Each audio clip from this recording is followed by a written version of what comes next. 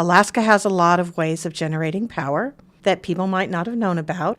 We need to mix these powers for our future. You can't just get rid of one because you don't like it.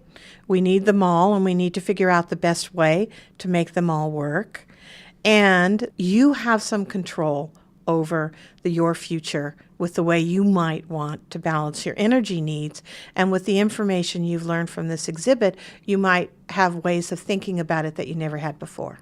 Carol told Roger she really envisioned something. She wanted a cross between a Rube Goldberg machine and she wanted some movement, some action, something that wasn't static and not a lot of just words sitting on the wall.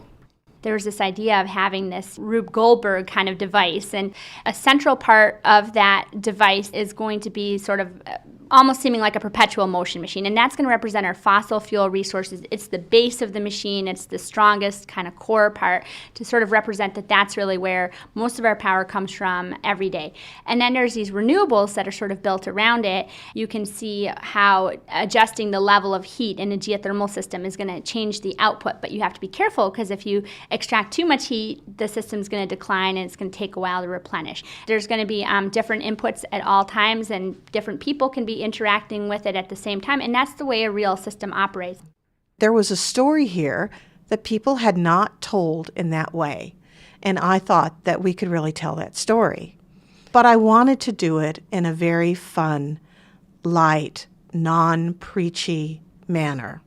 One thing that's been really important for me to get across to people as part of this exhibit and being asked to be the guest curator for this is understanding that our energy resources, there's more of a continuum than what people think about. Often we categorize our energy resources into renewables and non-renewables, fossil-based energy resources. And the truth is that all of those main energy sources that we talk about, all of those are stored solar energy.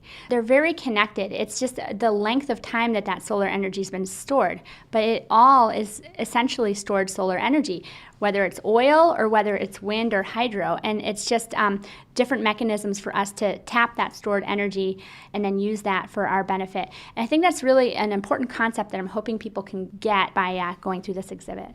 My audience is the everyday people that walk through and would just go, oh, I never realized, and walk away with something.